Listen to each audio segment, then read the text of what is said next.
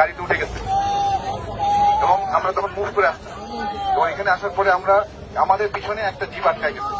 কারণ জিপের সামনে আপনার হচ্ছে মোটামুটি 100 জনের মতো পুলিশ তখন আমার জিপের ইয়েতে চলে আসছে। আমার মানে জিপের ভিতরে তো 100 জন হয় না, জিপের মধ্যে পুলিশ জোর করে উঠে গেছে, ফায়ার করতেছে। ওখানে আমার অফিসার ছিল।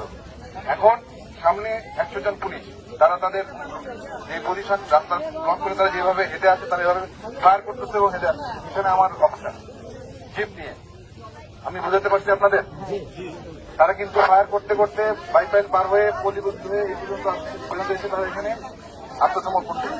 তারা জানে তারা যেভাবে আসতেছে এটা ঠিক না, তারা যেভাবে নির্বিচারে গুলি চালাচ্ছে আমাদের নিজেদের সাধারণ ভাই বোন, আমি নিজের চোখে দেখেছি। তো আমি জন্য আপনাদের বলতে আপনারা হয়তো অনেকে ওখানে দেখেন নাই বা দূরে ছিলেন বা অনেক শুনেছেন।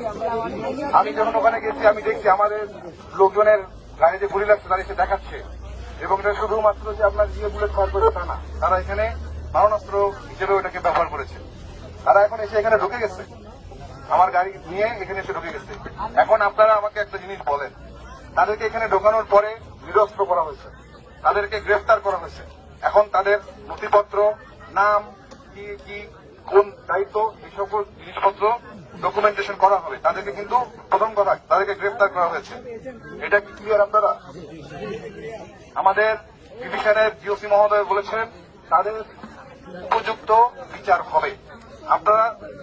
আপনারা তো সেনাবাহিনীর সাথে এতদিন ছিলেন, আমরা আপনাদের সাথে ছিলাম, আমরা তো গ্রাউন্ডে ছিলাম। দেশের জনগণের যান মালের নিরাপত্তার দায়িত্ব আপনাদের।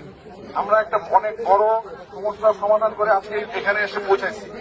এখন আমার কথা শোনেন, এখানে হয়তো আমি এখনো কাউন্ট করতে পারিনি, বাট ধরেন এখানে আপনার পুলিশ আছে, তারা তো মানুষ, খারাপ হইলেও তারা মানুষ।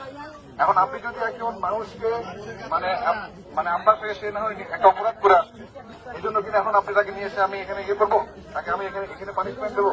এটা কি সভ্যতার? এটা কোন সভ্য জাতি না। 1, 2, আমাদের কিন্তু এখানে এনশিওর করা হবে যে তারা বিচারের আওতায় আসতেছে এবং তারা যা করছে এটার তদন্ত অবশ্যই হবে। আর আমি নিজেও দেখছি কি হয়েছে।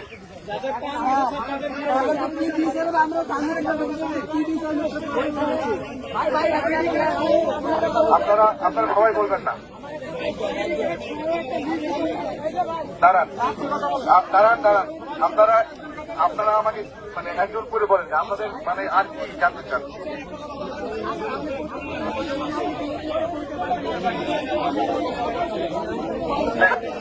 পুলিশের